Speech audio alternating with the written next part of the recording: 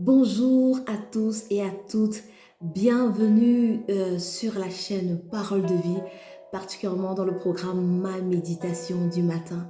Toi-même tu le sais, c'est ta chaîne, c'est ma chaîne, c'est la chaîne des amoureux de la parole de Dieu. Si tu es nouveau sur cette chaîne, en tout cas je te souhaite la bienvenue de manière particulière et je vais juste t'inviter à aller regarder les deux premières vidéos qui ont été publié avant, comme ça tu pourras mieux t'imprégner de ce qui se passe sur cette chaîne, d'accord? Donc voilà, aujourd'hui nous allons parler de sexe. Ah, en tout cas, quand on parle de sexe, là, c'est un sujet très compliqué. Je vois déjà les idées de quelqu'un qui vont à gauche et à droite. En tout cas, mon frère, il faut redescendre, ma soeur, redescends. Voilà, tu atterris. Parfait. Donc, si tu veux tout savoir, je te conseille de rester jusqu'à la fin. Comme toi-même tu le sais, on ne fait rien sur la chaîne Parole de vie sans toutefois inviter l'enseignant par excellence qui est le Saint-Esprit. Marie ne sait rien, c'est le Saint-Esprit qui sait tout. Alors je t'invite à faire cette petite prière avec moi avant qu'on ne puisse commencer. Saint-Esprit de Dieu, nous te bénissons pour ta présence. Merci parce que tu viens ouvrir notre intelligence maintenant afin de nous révéler les choses cachées. Que ta parole touche nos cœurs et nous amène à changer de vie. Dans le nom puissant de Jésus, nous avons ainsi prié et nous disons Amen, Amen, Amen, Amen. Gloire à Dieu. Donc, comme je disais, nous allons parler de sexe aujourd'hui. Si tu as regardé le titre de la vidéo, tu comprendras que c'est une question. La question dit à qui appartient ton corps? À qui appartient mon corps? En tout cas, je vois cette femme mariée qui dit, mais c'est encore quoi cette question-là même? Comme les Ivoiriens, j'aime trop les Ivoiriens. Le corps de mon mari là, mon corps là, c'est pour mon mari. Hein? Et le mari là qui dit, mon corps là, c'est pour ma femme. Vous avez totalement raison. Et la parole de Dieu va le confirmer dans 1 Corinthiens 7, verset 4. Ça dit, ce n'est pas la femme qui est maîtresse de son corps, mais son mari. De même, ce n'est pas le mari qui est maître de son corps, mais sa femme. Et j'ai envie de zoomer sur la notion de maîtresse et de maître et vous allez comprendre pourquoi. Donc voilà, vous avez tout à fait raison. Cependant, aujourd'hui, nous allons découvrir qu'il y a une personne à qui nos corps appartiennent en premier, avant d'appartenir à nos maris ou à nos femmes. D'accord? Donc pour cela, nous allons aller méditer ce matin dans 1 Corinthiens au chapitre 6, particulièrement le verset 15. Mais avant, nous sommes les étudiants de la parole. Je t'invite à aller chercher quoi? Ta Bible, un bloc-notes, les fluos, les bics. Comme ça, tu vas fluoter tous les versets qui seront donnés ici. Parce que comme tu sais, c'est la chaîne des amoureux de la parole de Dieu. Donc, les versets vont couler à flot. Amen. De la même manière, tu pourras vérifier tout ce que Marie te raconte pour être sûr qu'elle ne te raconte pas n'importe quoi. D'accord? Donc, c'est parti. Nous allons lire dans 1 Corinthiens 6, verset 15 particulièrement, qui est le verset de notre méditation, mais je veux qu'on aille jusqu'au verset 20, comme ça on pourra mieux comprendre. Donc, je vais lire. Ne savez-vous pas que vos corps sont les membres de Christ? Prendrais-je les membres de Christ pour en faire les membres d'une prostituée? De Christ pour en faire les membres d'une prostituée? Certainement pas. Ne savez-vous pas que celui qui s'unit à la prostituée est un seul corps avec elle? En effet, il est dit, les deux ne feront qu'un. Mais celui qui s'unit au Seigneur est un seul esprit avec lui. Fuyez l'immoralité sexuelle. Tout autre péché qu'un homme commet est extérieur à son corps, mais celui qui se livre à l'immoralité sexuelle pêche contre son propre corps. Ne le savez-vous pas? Votre corps est le temple du Saint-Esprit qui est en vous et que vous avez reçu de Dieu. Vous ne vous appartenez pas à vous-même car vous avez été rachetés à un grand prix. Rendez donc gloire à Dieu dans votre corps et dans votre esprit qui appartiennent à Dieu. Est-ce que quelqu'un peut dire Amen à cette parole? Amen, Amen. Donc aujourd'hui, nous allons nous concentrer sur le verset 15. Et nous allons suivre les différentes étapes, voilà, de la méditation dont j'ai parlé dans la deuxième vidéo sur cette chaîne, d'accord? Donc tu sais que lorsque tu lis un verset comme ça, le verset 15 particulièrement, il y a quelque chose qui t'attire, tu t'arrêtes. et tu soulignes les termes que tu ne comprends pas. Ici, en tout cas, moi, j'ai souligné le terme prostituée. Et après avoir souligné, il faut recontextualiser le verset. Il faut savoir qui est en train de parler ici. C'est qui l'auteur de ce chapitre ou bien de ce livre même en particulier. Ensuite, à qui est-ce qu'il s'adresse et de quoi est-ce qu'il s'agit, c'est-à-dire l'idée générale. Donc ici, je vais t'envoyer lire à partir du chapitre 1. Comme ça, tu vas mieux comprendre. D'accord? Ici, c'est le grand apôtre Paul qui parle. Amen. L'apôtre Paul adresse une lettre, voilà, à l'église de Corinthe. L'église de Corinthe, en fait, c'est une église qui a été fondée par Paul. Pourquoi est-ce qu'il adresse cette lettre à l'église de Corinthe? Parce qu'il y a des choses qui sont remontées à Paul par rapport à cette église. C'est quoi cette chose? Ces choses, autant pour moi. En fait, il y a un tel désordre dans cette église, des choses qu'on n'observe même pas chez les païens. Dans cette église, il y avait des querelles entre les chrétiens, des jalousies, l'orgueil, des disputes. Certains chrétiens portaient même plainte contre les autres chrétiens. Il y avait des comparaisons qui se faisaient entre les différents serviteurs de Dieu. Et par-dessus tout, il y avait de l'immoralité sexuelle, au point qu'il y avait un chrétien qui couchait même avec la femme de son père. Il n'y a personne qui disait quoi que ce soit dans l'église. Ça, c'est au chapitre 5 de 1 Corinthiens. D'accord? Donc, tout cela remonte aux oreilles de Paul. Et en fait, il envoie cette lettre dans le but de leur remonter les bretelles. En fait, dans le but de leur dire que, mais en fait, vous n'avez rien compris, en fait. Vous n'avez pas compris l'évangile que je vous ai enseigné. En fait, vous ne vous appartenez pas à vous-même. Vous ne vous appartenez plus à vous-même. Vous n'avez plus l'ancienne nature d'Adam. Vous avez la nature de Christ. Donc, ce n'est pas possible qu'on observe encore les mêmes choses et même pire encore, des choses qu'on observe chez les païens. Amen. Donc, voilà l'idée générale de ce chapitre. D'accord? Donc, après avoir recontextualisé, tu te souviens qu'il faut que tu ailles chercher les définitions des différents termes. Moi, j'ai souligné prostituée. Je suis allée regarder, tu sais que je travaille avec le dictionnaire Larousse et qui est en ligne sur Google, autant pour moi. Et je vais mettre le lien, voilà, de ce dictionnaire en bas de cette vidéo. Qu'est-ce que la définition, qu'est-ce que Larousse propose comme définition par rapport à la prostitution? Je suis allée chercher la définition de prostitution, pas de prostituée. En fait, c'est comme ça que le Saint-Esprit m'a conduit et tu vas comprendre pourquoi. La prostitution, en fait, Larousse définit la prostitution, autant pour moi, comme l'acte par lequel une personne consent habituellement à pratiquer des rapports sexuels avec un nombre indéterminé d'autres personnes moyennant rémunération. Si on ne s'arrête qu'à la définition littéraire de la prostitution, en fait, il y a plein de personnes qui vont peut-être se déconnecter sur cette vidéo en disant « Ah ben, ça ne me regarde même pas, je ne fais pas la prostitution. » Faut pas aller vite, ma soeur, mon frère, reste encore, tu vas voir. Amen. Donc, on va avancer. Et tu sais aussi que je m'avais regardé le terme grec du mot et pour voir si ça a le même sens. En grec, la prostitution, c'est le terme porn. Et ça veut tout simplement dire la même chose, c'est la même vision que les Grecs avaient de la prostitution. Ensuite, il y a une définition que Larousse donne encore qui commence à décanter les choses. Larousse dit la prostitution, c'est l'action de prostituer quelque chose de respectable. Là, ça commence à être un peu beaucoup plus clair. Tu te dis, je peux peut-être reste encore mon frère, ma soeur. Donc, c'est l'action de prostituer quelque chose de respectable. Et ensuite, je suis allée regarder les différents synonymes du mot prostitution. On propose avilissement, c'est-à-dire rendre méprisable une chose. Ensuite, on propose dégradation. D'accord? On propose dégradation, profanation, qui m'intéresse bien parce que ça veut dire souiller un objet ou un lieu sacré. Et enfin, on propose déshonorer.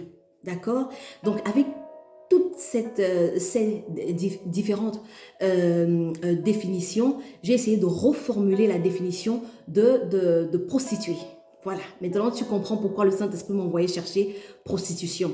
En fait, prostituée, c'est on va dire, une prostituée les hommes, ça concerne également les hommes, hein, parce qu'on parle de prostitution, on voit juste les femmes. Une prostituée, en fait, c'est une personne qui pratique la prostitution. Et lorsqu'on remplace prostitution par les différents synonymes que j'ai cités plus haut, on va dire une prostituée est une personne qui pratique la dégradation de quelque chose de respectable, qui pratique la profanation d'un lieu saint.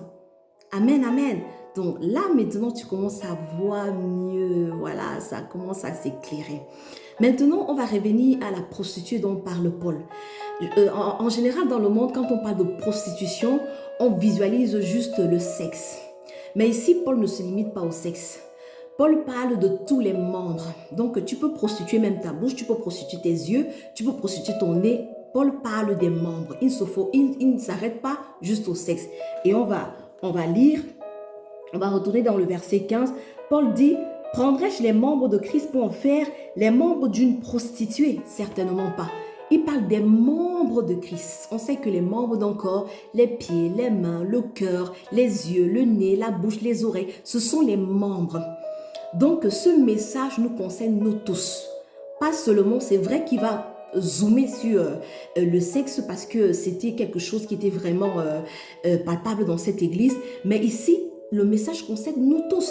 Ça veut dire que quoi? Du moment où tu ne t'appartiens plus, parce qu'en Corinthiens 6, on a lu au verset 19 qui dit « Ne le savez-vous pas, votre corps est le temple du Saint-Esprit qui est en vous et que vous avez reçu de Dieu. Vous ne vous appartenez pas à vous-même, car vous avez été rachetés à un grand prix. Rendez donc gloire à Dieu dans votre corps et dans votre esprit qui appartiennent à Dieu, dont nous ne nous appartenons plus à nous-mêmes, dont ton corps est devenu le temple du Saint-Esprit, c'est-à-dire le corps de Jésus. » Amen. Donc ta bouche, ce n'est plus ta bouche, c'est la bouche de Jésus. Donc lorsque tu utilises ta bouche pour calomnier, médire, mentir, insulter, tu es en train de faire de Jésus un menteur, un calomniateur. Et tu blasphèmes, tu es en train de profaner la bouche de Jésus. Tu es en train de profaner le temple du Saint-Esprit. Lorsque tu utilises tes yeux pour regarder des choses impures, en fait tu regardes les yeux, tu utilises les yeux de Jésus pour regarder les choses impures. Tu fais de Jésus un impudique. Alléluia. C'est ça qui est la vérité. Et tu es en train de profaner le temple du Saint-Esprit.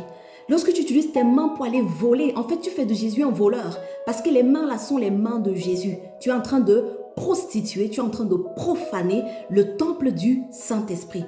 Donc maintenant, ça c'est clair. Tu comprends que ce message nous concerne tous. Cependant, ici, dans cette méditation, on va se focaliser sur un membre en particulier, le sexe. D'accord? Paul s'est appuyé sur le sexe. Maintenant, le Saint-Esprit m'a donné une autre définition. Dans le cadre de ce membre qui est le sexe, il m'a donné une autre définition de la prostitution. En fait, la prostitution, la prostituée, c'est une personne qui pratique la prostitution. C'est-à-dire que quoi? Qui pratique le sexe en dehors du cadre établi par Dieu. Nous savons qu'il y a deux cadres qui ont été établis par Dieu, le cadre naturel et le cadre du mariage. Naturel, c'est homme entre homme et femme. Pas femme, femme, homme, homme. Mais aujourd'hui, là, on ne va pas aller là-bas. On va rester ici. Dans le cadre du mariage, tu commences à comprendre que ça te concerne aussi. D'accord? Donc, dans le cadre du mariage, on va évoluer pour que tu puisses comprendre. Et je vais te donner pour le cadre du mariage, pour que tu puisses comprendre que la prostitution, en fait, c'est le fait de pratiquer l'acte sexuel hors du cadre que Dieu a établi. Et on va aller lire un verset qui va te confirmer ça. Dans 1 Corinthiens, le chapitre 7 au verset 1, Paul parle, il dit au sujet de ce que vous m'avez écrit, il est bon pour l'homme de ne pas prendre de femme. Toutefois, pour éviter toute immoralité sexuelle, que chaque homme ait sa femme et que chaque femme ait son mari. Voilà, pour éviter l'immoralité sexuelle. Donc ça doit se pratiquer dans le cas du mariage. Toi qui pratiques le sexe en dehors du mariage, tu pratiques l'immoralité sexuelle, c'est-à-dire la prostitution, c'est-à-dire encore la profanation du temple du Saint-Esprit. Donc là maintenant, tu te reconnais, on se reconnaît. Amen, amen. Donc on va évoluer. Et j'entends peut-être quelqu'un qui peut se dire, de toute façon, qu'est-ce qui prouve même que mes membres là, c'est devenu pour Jésus? Si le verset 19 avant là, ça ne te suffit pas, je vais t'expliquer. Voilà. En effet, le jour où tu as donné ta vie au Seigneur Jésus, le jour que tu as fait de Jésus ton Seigneur et ton Sauveur, tu as occupé plusieurs statuts. D'accord? Et on va se focaliser sur deux statuts. Je vais te citer les différents statuts ou les différentes identités que tu as eues en Jésus. Tu es devenu enfant de Dieu. Premier, autant pour moi. Deuxièmement, tu es devenu épouse de Christ. Esclave de Jésus, tu es devenu l'argile parce que la parole de Dieu dit que il est le potier, nous sommes l'argile. Ensuite, tu es devenu sa brebis. Mais nous allons nous focaliser aujourd'hui sur l'esclave de Jésus et épouse de Jésus pour que tu puisses comprendre qu'en fait tu ne t'appartiens plus à toi-même. On va prendre le point de l'esclave de Jésus. On va lire dans Romains 6 verset 22 qui dit: mais maintenant que vous avez été libérés du péché et que vous êtes devenus esclaves de Dieu, vous avez pour fruit la progression dans la sainteté et pour fin la vie éternelle. D'accord? Donc tu comprends que tu es devenu esclave. D'accord? Maintenant, je vais faire une parenthèse pour expliquer la notion d'esclavage. En général, lorsqu'on entend esclavage, quelqu'un va se dire, mais moi, je ne suis pas esclave, moi. Je suis libre. Ben, bien sûr, tu es libre. Mais sauf que l'esclave dont on parle ici, dont la Bible parle, ce n'est pas l'esclavage dans le sens négatif, comme nos parents ont vécu dans le passé. D'accord? En fait, l'esclave dans la Bible, en fait, c'est un serviteur. Comme l'exemple d'aujourd'hui, c'est comme ta bonne, c'est comme ton jardinier, voilà, qui prend soin de ton jardin. C'est un esclave. En ce temps-là, c'était des esclaves parce qu'on les achetait. Voilà, esclave égale serviteur. Aujourd'hui, tu les embauches, ils peuvent aller et ils reviennent. En ce temps-là, tu achetais ton esclave et il t'appartenait et il était ta propriété. Je vais t'envoyer aller regarder cette notion d'esclave dans Lévitique 25. Tu peux lire tout le chapitre. Là, Dieu est en train de donner les règles et les lois qui doivent régir la société juive à Moïse. Et il parle de la notion d'esclave.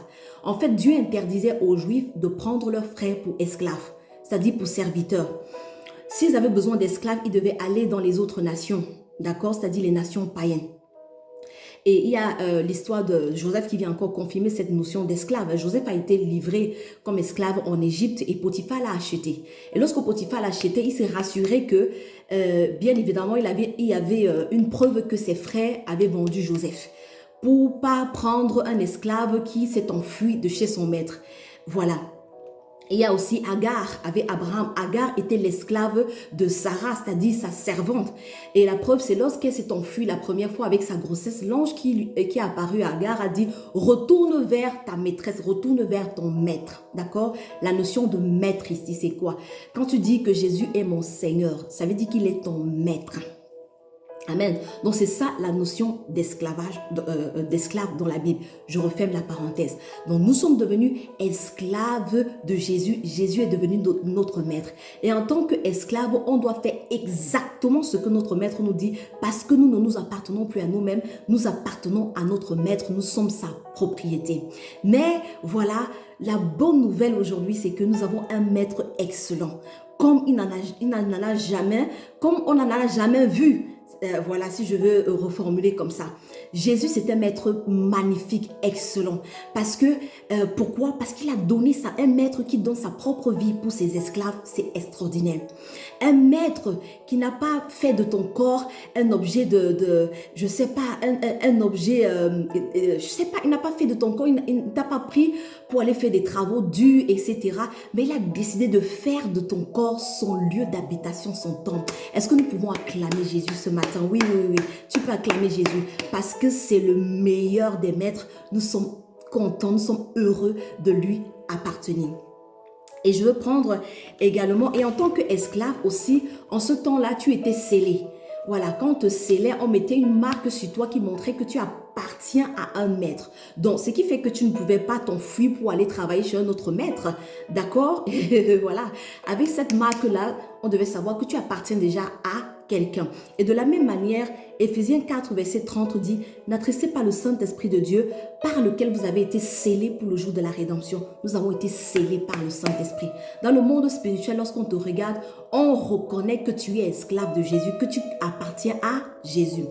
Je vais te donner également Jean 3, verset 34 qui dit « En vérité, je vous le dis, leur répliqua Jésus, toute personne qui commet le péché est esclave du péché. » Donc Jésus nous a libérés de l'esclavage du péché vers voilà son esclavage à lui.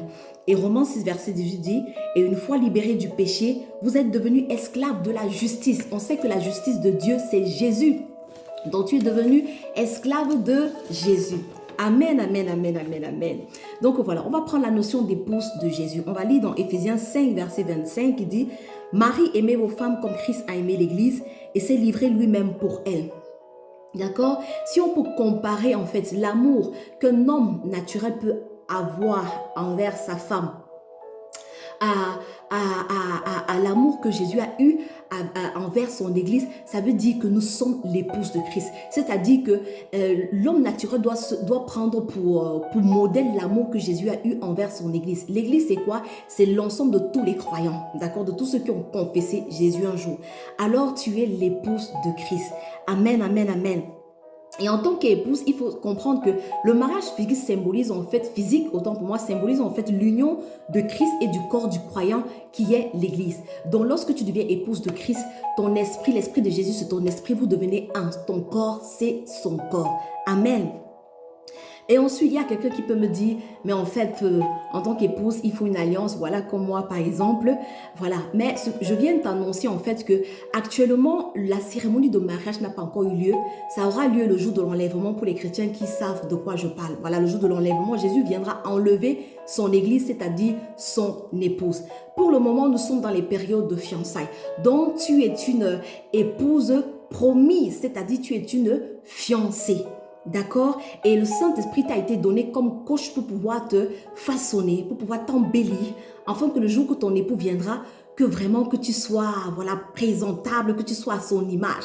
Afin que Jésus, lorsqu'il te regarde là, il dit non mais, mon épouse, la façon elle est belle là.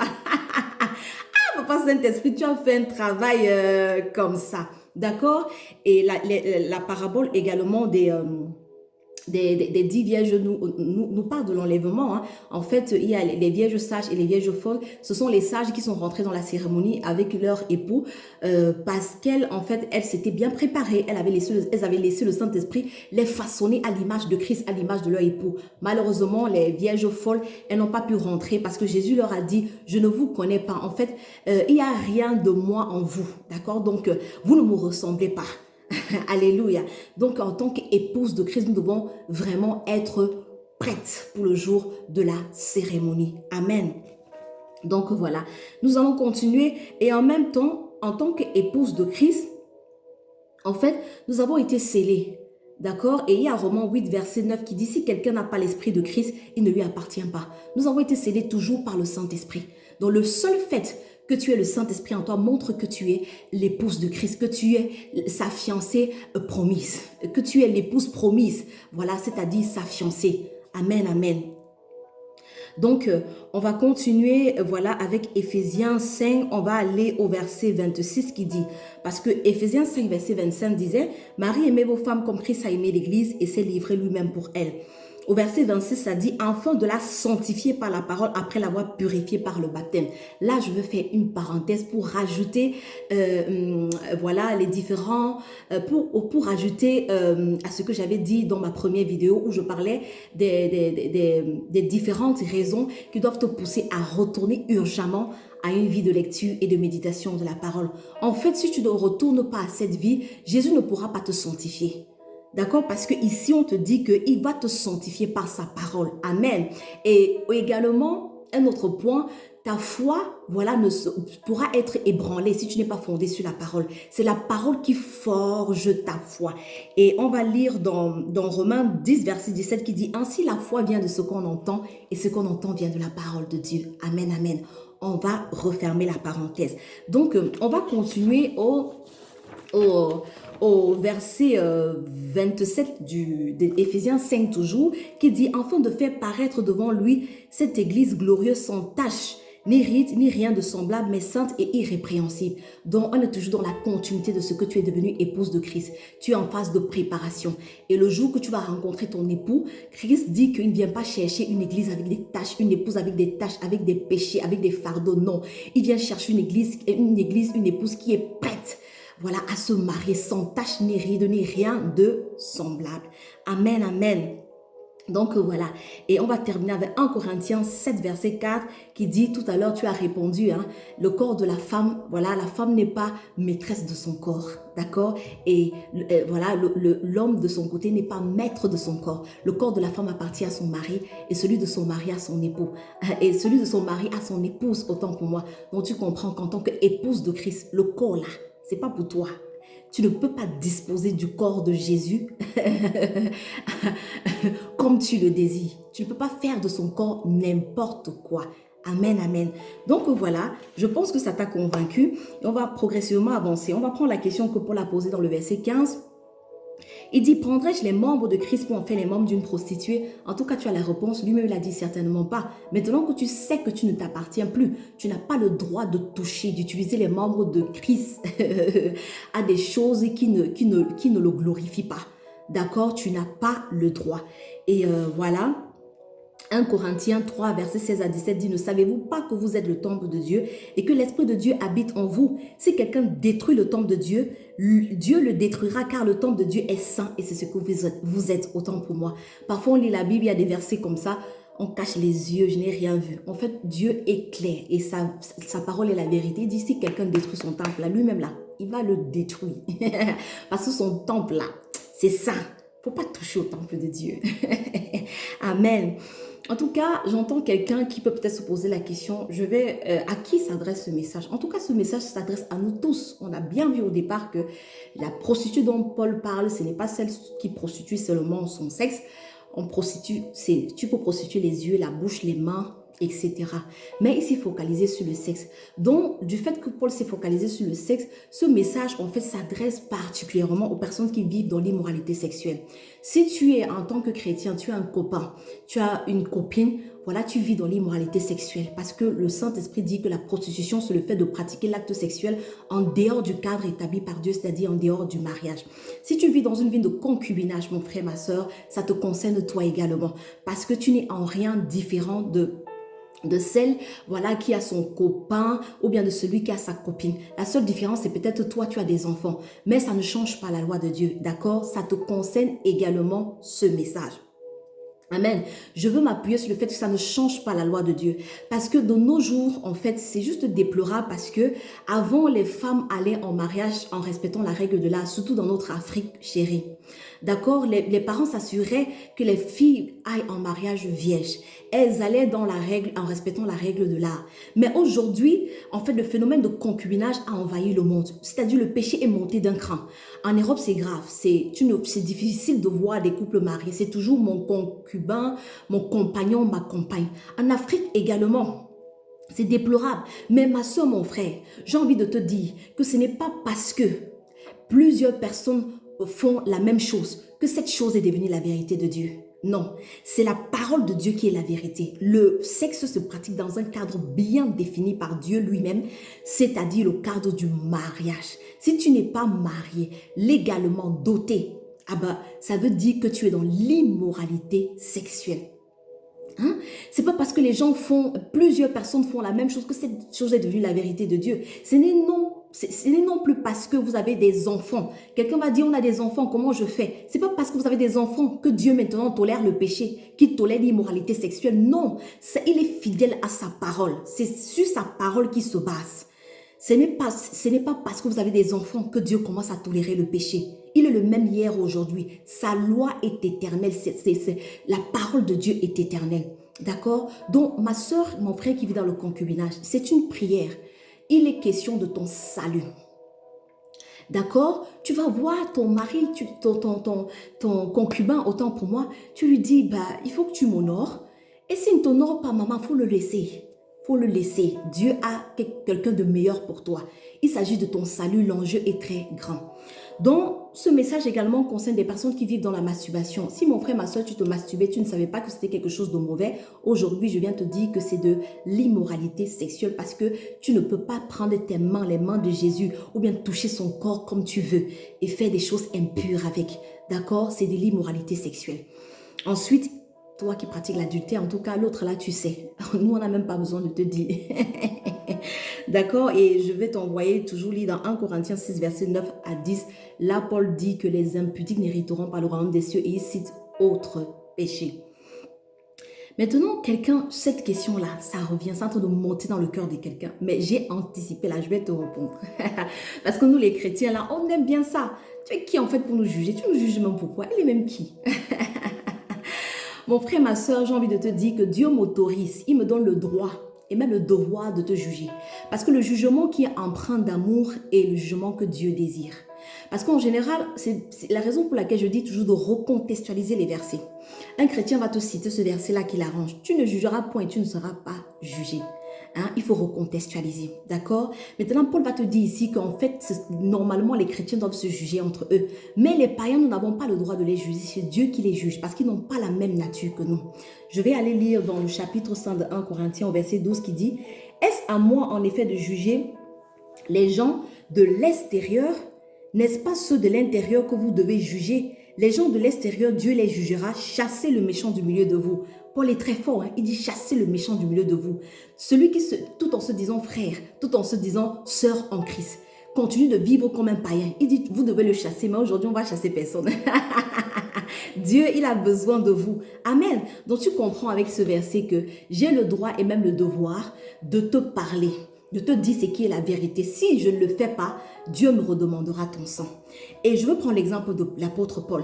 L'apôtre Paul a prêché à l'église des Corinthiens. Il aurait pu dire, quand il a entendu tout ce qui se passait, qu'en tout cas, moi, j'ai prêché à Seigneur Jésus. Ça les regarde. S'il commence à vivre dans l'immoralité sexuelle, là, ce n'est plus mon problème. L'apôtre Paul n'a pas dit ça. Amen. L'apôtre Paul n'a pas dit ça. Il s'est indigné. Il s'est dit, en fait, je suis passé à côté de quelque chose. J'ai échoué ma mission. Ce n'est pas possible.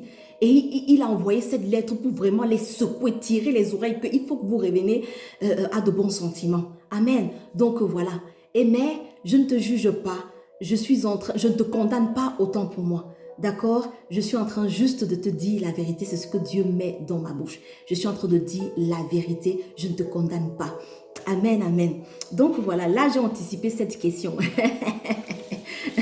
Nous n'avons pas le droit de juger les païens. Nous avons juste le devoir de les manifester l'amour de Jésus parce qu'ils n'ont pas la même nature que nous et de prier afin que Christ puisse toucher le cœur. Mais en tant que chrétien, Dieu te dit, si tu vois ton frère en train de tomber dans le trou, tu ne dis rien tout en disant, c'est son problème. Dieu va te redemander son sang. Si demain il s'en va en enfer. Amen. Voilà. En tout cas, on va continuer avec un autre point, avec Jean 8, verset 32.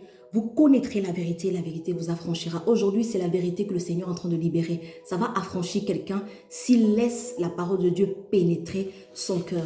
Et nous allons prendre Hébreux 3, verset 15 qui dit « Aujourd'hui, si vous entendez sa voix, n'endurcissez pas vos cœurs. » Comme lors de la révolte. Amen. Il ne faut pas endurcir ton cœur. Laisse la parole de Dieu pénétrer et faire ce pourquoi elle a été relâchée aujourd'hui. Dieu ne te condamne pas.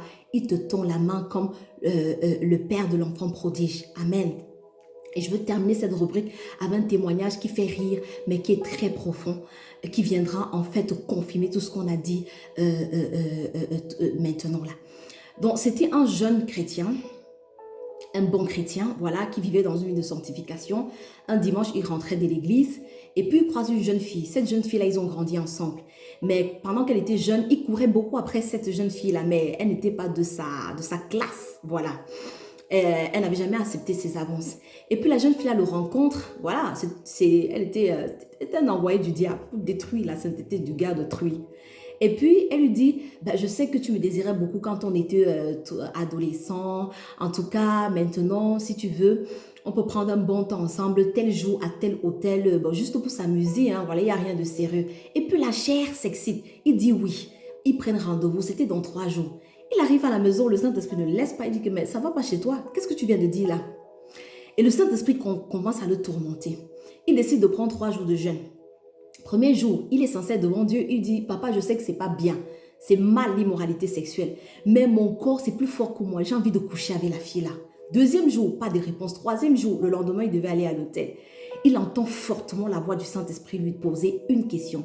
Il dit, tu veux vraiment aller là-bas? Il dit, oui, papa.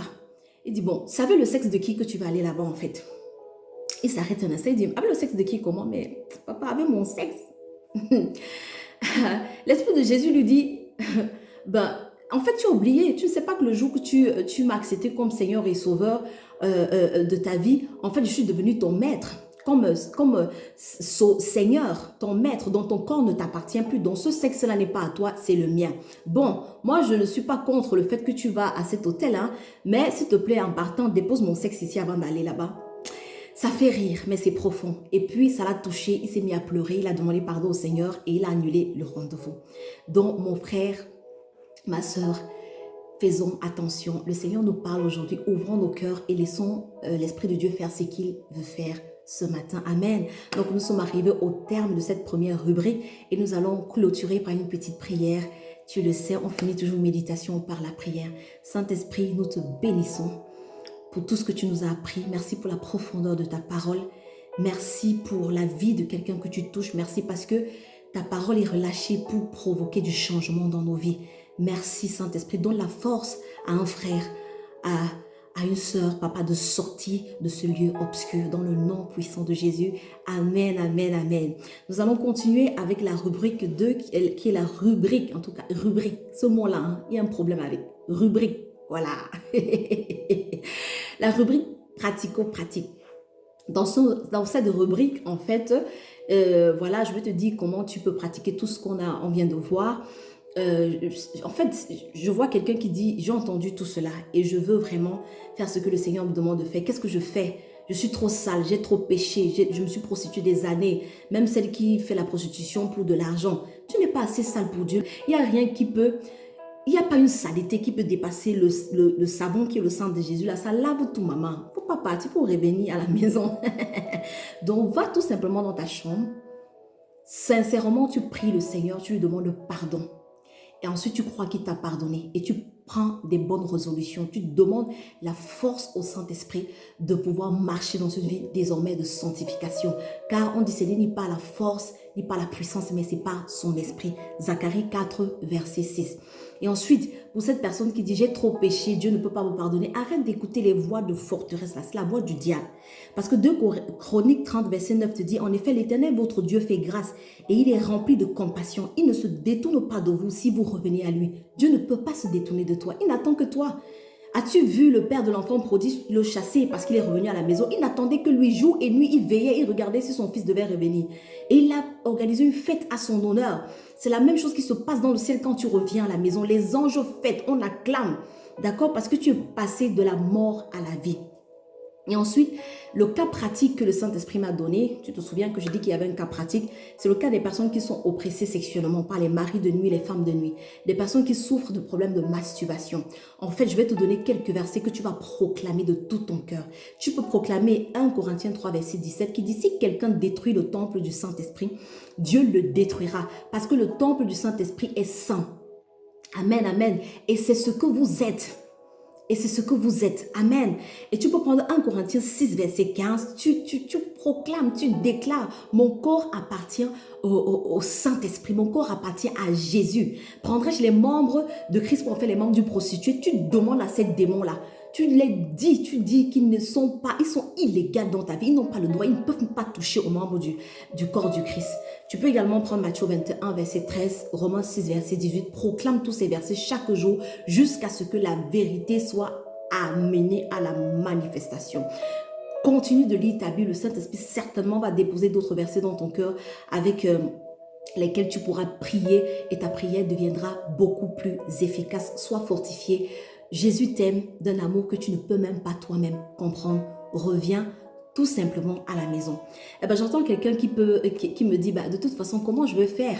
Parce que cet homme, peut-être toi qui vis dans le concubinage, cet homme, par exemple, en tout cas, j'ai des enfants avec lui, comment je fais avec ses enfants? Ou bien toi qui as un copain, une copine, parce qu'il y a même des hommes qui se font entretenir par des femmes. En fait, il fait tout pour moi, elle fait tout pour moi. Le Seigneur te dit que dans Marc 10, verset 29 à 30, il n'y a personne qui a abandonné son père, sa mère, ses frères, ses sœurs et ses richesses pour Jésus, qui n'est reçu au centuple dans le siècle présent, dans le siècle à venir. Jésus va te donner le double de ça. Ne t'inquiète pas. Hein? Il y a Matthieu 6, verset 25 qui dit, Dieu prend soin des oiseaux du ciel. Combien de fois toi, sa créature? Combien de fois toi? Jésus t'a donné sa vie. Son sang a coulé pour toi. Qu'est-ce que Jésus ne peut pas te donner? Amen. S'il a donné sa vie Moi, je dis souvent, il m'a donné ce que personne ne peut me donner sur cette terre. Quelqu'un peut m'offrir une maison, une voiture, d'accord, du travail. Je peux trouver du travail. Des païens ont le travail. Toutes ces choses. Mais qui peut prendre ta place? Qui peut mourir à ta place? Personne. Il n'y a que notre Maître Jésus qui peut faire ça. Donc, ne regarde pas à gauche et à droite. Confie-toi au Seigneur, il prendra soin de toi. Tu es sacré, tu créé à son image. S'il prend soin des oiseaux du ciel, combien de fois toi? Amen, amen. Donc, nous allons rentrer dans cette troisième rubrique, voilà qui est la rubrique de la moisson. On va aller cueillir nos frères et sœurs. En tout cas, si tu as suivi ce message, que tu n'as jamais fait donner ta vie au Seigneur Jésus, voilà, même si tu vas à l'église tous les dimanches, mais que tu n'as jamais vraiment pris la ferme résolution de faire de Jésus ton Seigneur et ton Sauveur, et toi aussi, mon frère, ma sœur, qui avait déjà fait cette prière, mais que tu as rétrogradé, tu as lâché la main de Jésus, je t'invite aussi à faire cette prière avec nous de manière sincère et tu deviendras enfant de Dieu. Voilà, donc fais cette prière avec moi. Seigneur Jésus, je te rends grâce pour ta parole. Merci pour ce message. Je te demande pardon d'avoir vécu loin de toi. Je te demande pardon pour mes péchés présents, passés et futurs. Je décide aujourd'hui de faire de toi mon Seigneur et mon Sauveur personnel. Prends le total contrôle de ma vie. Conduis-moi sur le chemin de ma destinée. Au nom puissant de Jésus. Amen, amen, amen, amen. En tout cas, nous acclamons pour tous nos frères et sœurs qui reviennent à la maison. Le ciel est en joie. On dit qu'il y a de la joie dans le ciel pour un pécheur qui se répand. Oh là là. Je vois déjà les anges qui sont là, qui disent bienvenue, bienvenue dans le royaume des cieux. En tout cas, bienvenue à tous, bienvenue à tous. Si tu as fait cette prière de manière sincère, je t'invite à m'écrire sur mon Messenger. Je vais te mettre le lien de mon Facebook. Comme ça, voilà, on pourra t'expliquer la suite. Parce que ce qui vient de se passer, tu viens de naître dans le royaume de Dieu. Tu viens de passer du royaume des ténèbres vers le royaume de la lumière.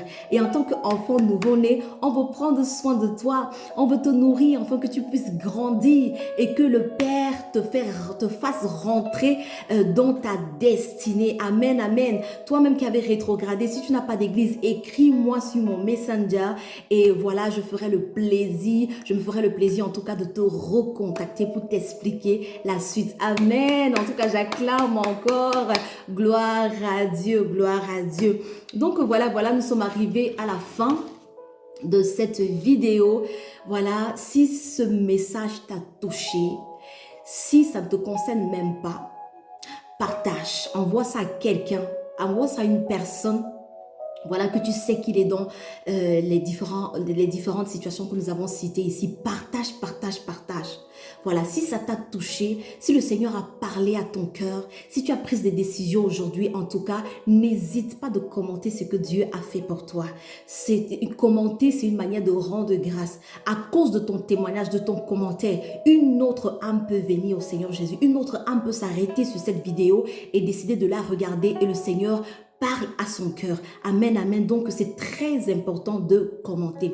Surtout également, n'hésite pas de t'abonner, de cliquer sur le bouton rouge qui s'affiche à droite de l'écran, là, le bouton s'abonner. Comme ça, tu ne vas manquer aucune des autres méditations du matin. Amen. Si ça t'a béni, mets des pouces. Il faut liker, il faut partager au maximum. D'accord? Il faut partager au maximum. C'est ta manière à toi de contribuer à l'évangélisation, à ce que la parole de Dieu soit annoncée dans toutes les nations, dans les extrémités de la terre. Amen. Et voilà, si tu as des questions, n'hésite pas de me les mettre dans les commentaires et par la grâce de Dieu, je me ferai le plaisir de te répondre ultérieurement. Voilà, nous sommes arrivés à la fin de notre vidéo. Nous rendons vraiment grâce à Dieu pour tout ce qu'il nous a enseigné. Et je vous dis à très bientôt dans une autre méditation du matin. Que le Seigneur vous bénisse abondamment. Ciao, ciao.